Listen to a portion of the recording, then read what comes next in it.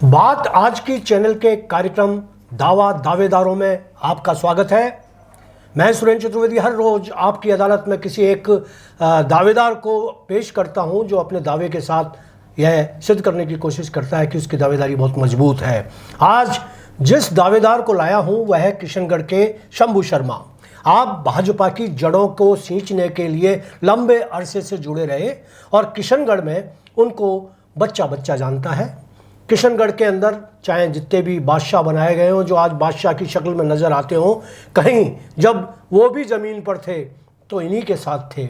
चाहे अजमेर के ज़िले की राजनीति के धुरंधर जो आज माने जाते हैं, जो जिन्होंने विधायक पद भी ले लिए, ऐसे लोग भी इनके साथ इनके अधीनस्थ पदाधिकारी रहे हैं और उन्होंने काम किया है। शंभू जी, आपका मैं बहुत बहुत स्वागत करता हूं कि आप आए और आप अपनी दावेदारी प्रस्तुत कर रहे हैं। यहाँ आपको एक बात मैं बता दूं कि मैं जब जिस आदमी की दावेदारी पेश करता हूं तो कोई व्यक्तिगत सवाल नहीं पूछता, कभी उलझाने की कोशिश नहीं करता, बल्कि मैं चाहता हूं कि आपकी दावेदारी इतनी मजबूती से जनता के बीच जाए कि आप जो दावा कर रहे हैं वो हाईकमान तक भी पहुंचे और आपको टिकट मिलने में फ़ायदा हो, इजाफा हो और आपको टिकट मिले। मेरी ये इच्छा रहती है। तो शंभू जी, मैं सबसे पहले आपसे ये सवाल करना चाहूँगा कि भाजपा की राजनीति में आपका जो उदय हुआ वो कब हुआ, किस उम्र में हुआ और कैसे आपने ये पूरी यात्रा तय की? ये प्रश्न आपने सही पूछा है।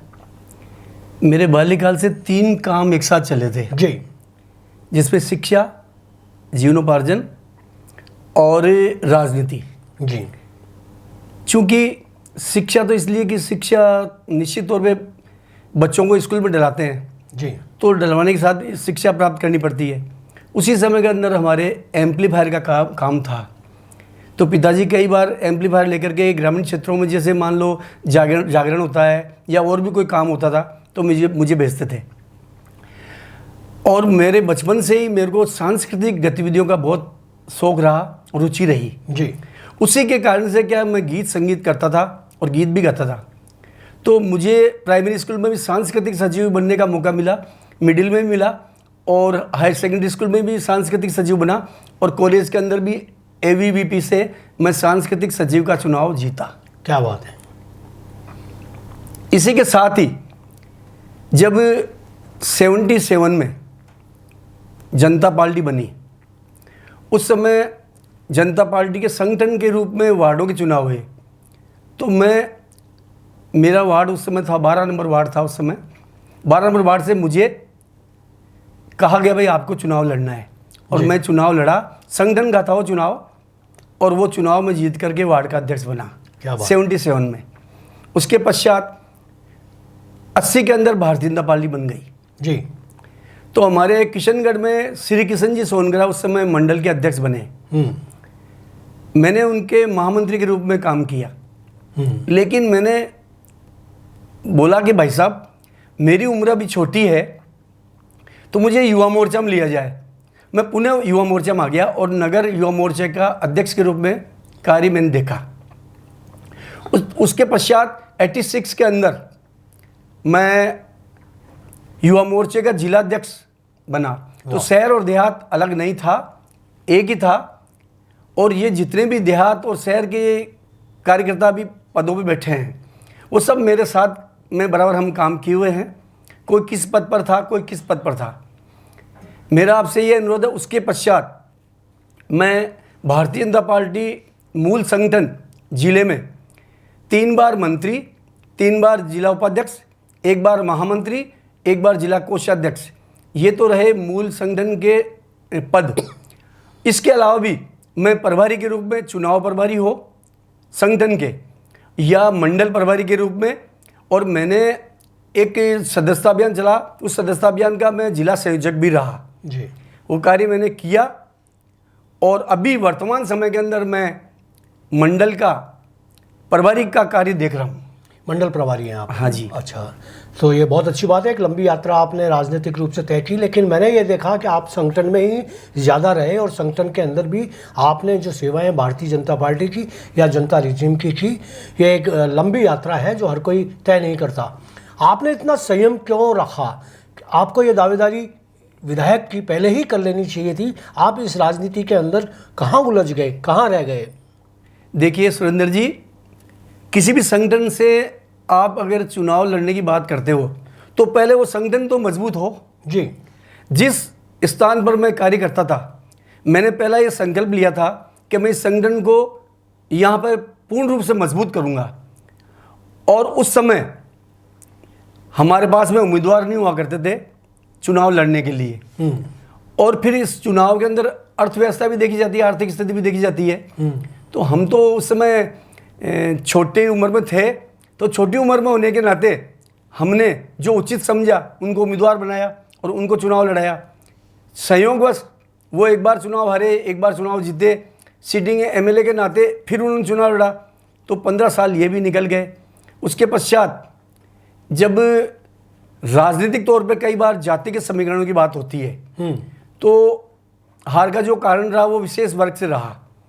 तो पार्टी ने जो उम्मीदवार उचित समझा उन्हें टिकट दिया और वो विधायक बन के आए। दूसरी बार भी उनको मिला, तीसरी बार भी उनको मिला, ऐसे करके 4 बार उन्होंने चुनाव लड़ा। और 4 बार लड़ने के नाते निश्चित तौर पर हम तो फिर जिस समय पदाधिकारी थे तो हमारा दायित्व बनता है कि हमारे उम्मीदवार को हम जिताएं। कई परिस्थितियाँ ऐसी हो जाती है कि चाहते हुए भी उम्मीदवार नहीं जीत पाता है, यह होता है। लेकिन हमारे प्रयास में एक कार्यकर्ता के रूप में, एक पदाधिकारी के रूप में पूर्ण प्रयास रहा कि हमारा प्रत्याशी जीत गया है। हाँ, तो ये तो शंभू जी ये हुआ कि हम दूसरों के लिए जाजम बिछाते रहे, राजमुकुट लगाते रहे, उनको गद्दी नशीन बनाते रहे, लेकिन हमने हमारे अधिकारों को पीछे रखा और हम उनको सिर्फ आगे बढ़ाने में लगे रहे। एक बात आपने उठाई आर्थिक प्रबंधन की, तो देखिए जितने भी विधायक आज तक किशनगढ़ से चुने गए, अब तक जितने भी हैं, जितने भी थे, सब के सब आर्थिक रूप से संपन्न थे। ठीक है, तो उस संपन्नता के चलते अगर आप अपने आप को तराजू में संपन्नता की में तोलते हैं तो मुझे नहीं लगता कि आप व्यापारिक रूप से इतने समृद्ध हैं या आर्थिक रूप से इतने समृद्ध हैं कि आप इतना खर्चा कर सकते हैं। तो आप किस आधार पर, जब आपके पास आर्थिक प्रबंधन नहीं है तो क्या पार्टी आपको पैसा देगी अगर आप इलेक्शन लड़ते हैं? तो या आपका आधार क्या होगा, आर्थिक आधार क्या होगा? ये जनता पूछना चाहेगी। आप गरीब सुदामा की तरह से आ जाएंगे क्या हम? सुरेंद्र जी, आपने बात बहुत बढ़िया पूछी कि जब मैंने इतने चुनाव लड़ाए हैं तो चुनाव लड़ने का और लड़ाने का तरीका तो मुझे मालूम है जी। और मुझे भी मालूम है चुनाव हमारे पहले के प्रत्याशियों ने कैसे चुनाव लड़े जी, और मुझे कितनी आर्थिक व्यवस्था करनी है वो व्यवस्था मैंने पूर्ण कर ली। कर ली, बिल्कुल कर ली। बहुत अच्छा, चलिए ये बहुत और अच्छी बात है। मैं इस बात के लिए पूर्णतः सक्षम हूँ कि ये बात मेरे कहीं भी आड़े नहीं आएगी। ठीक है, अर्थव्यवस्था मेरी हो चुकी। जी। दूसरी बात ये रही कि चुनाव जब लड़ते हैं जी, तो आप तो खुद जानते हैं, क्योंकि आप भी धरातल पे देखते हो और हम कार्यकर्ता के रूप में धरातल पे देखते हैं। चुनाव में कई लोगों का सहयोग मिलता है, तो वो सहयोग मिलता है तो अच्छी बात है और मिलना भी चाहिए। और मिलेगा निश्चित तौर पे मिलेगा। जो अच्छे लोग हैं, जो अच्छे उद्देश्यों के और लिए लगे हैं, अगर कोई ये कहा जाए कि धन बल और बाकी इन केवल धन बल से ही चुनाव जीता जाता हो तो मैं समझता हूं कि पूरे देश के अंदर बड़े बड़े उद्योगपति हैं, टाटा है, बिरला है, बांगड़ है, कई हैं ऐसे। हाँ, बहुत हैं। मैं नाम पूरे नहीं बोल पाऊंगा, बहुत हैं, हाँ। काफ़ी हैं। तो फिर वो हिंदुस्तान के प्रधानमंत्री हो जाने चाहिए। लेकिन नहीं, जनबल भी बहुत जरूरी है। हाँ, जनबल है, मनबल है, मनोबल है। जनबल जिसके साथ होता है वही चुनाव जीतता है। और मैं ये कह सकता हूं कि जनबल मेरे साथ में है जी। और मैं अहंकार रखता नहीं हूं।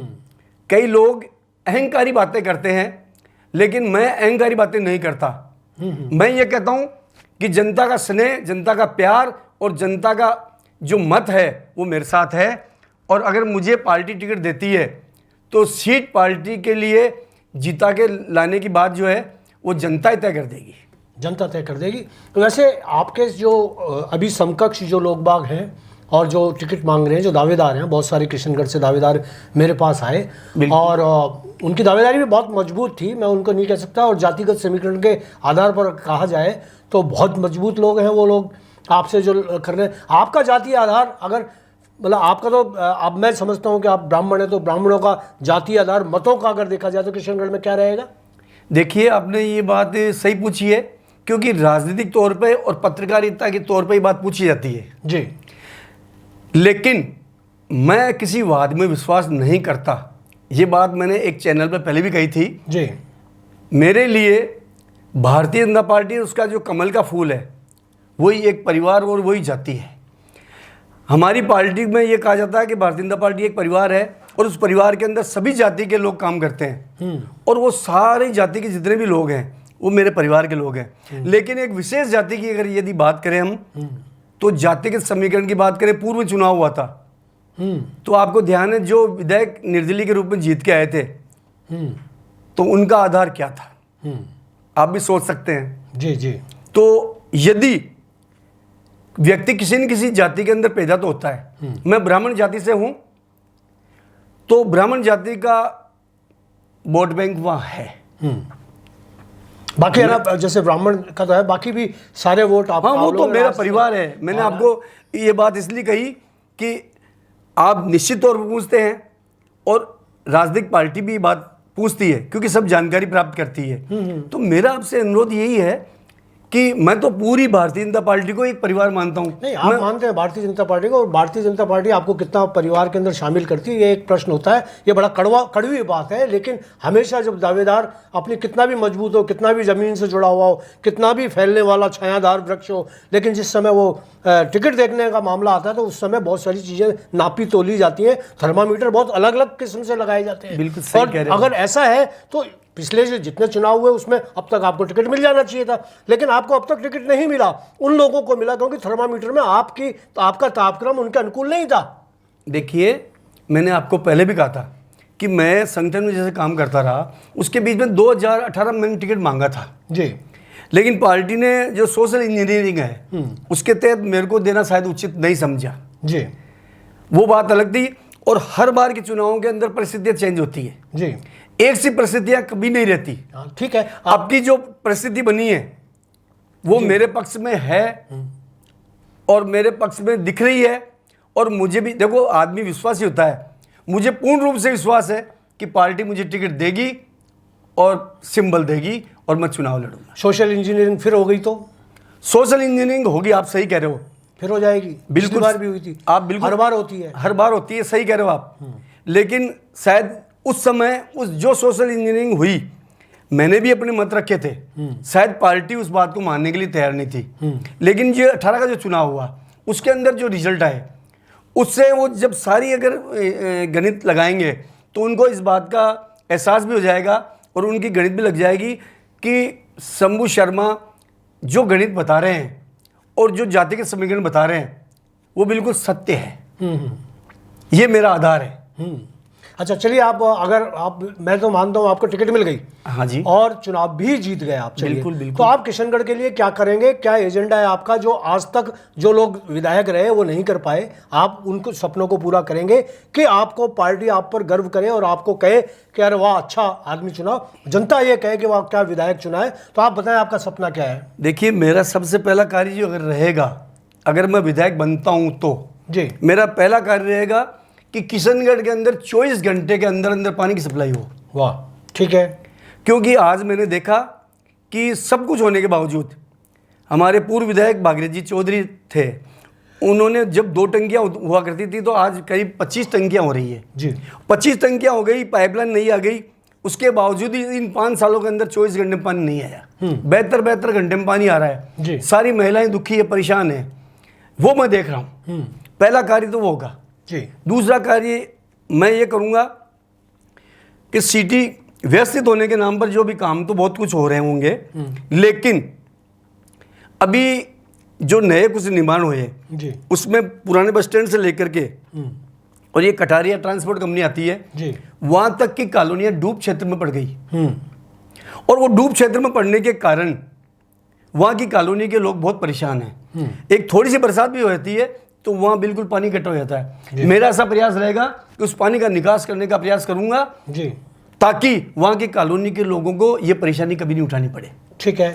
इसके अलावा भी स्वास्थ्य के क्षेत्र में, व्यापार के क्षेत्र में, उद्योग के क्षेत्र में, शिक्षा के क्षेत्र में जितने भी जो काम ड्यू पड़े हैं, जो बाकी हैं, उन कार्यों को पूरा करने का काम मैं करूँगा। अच्छा ठीक है। आप एक वहाँ सबसे बड़ी बात है कि किशनगढ़ मार्बल उद्योग है वहाँ पर, और किशनगढ़ एक औद्योगिक नगरी बन चुका है, मार्बल नगरी कह सकते हैं उसको, तो इस रूप में विकसित हुआ है। तो मार्बल नगरी की अपनी एक अलग समस्या है। सबसे बड़ी समस्या जो मैं मानता हूँ कि वहाँ का जो मजदूर है काम करने वाला, वो सब बाहर का है, और बाहर का जो आता है तो उसमें कई, मैं पर्टिकुलर किसी राज्य का नाम नहीं लेता, लेकिन कई अपराधी लोग बाग इस आड़ में, मजदूरों की आड़ में आ जाते हैं और फिर वो अपराध करते हैं। और मैंने ये देखा कि किशनगढ़ का अपराध का जो ग्राफ है बहुत तेज़ी से बढ़ा है, और इतना तेज़ी से बढ़ा है कि पिछले 10 साल के अंदर अपराध खुलेआम होने लगे हैं।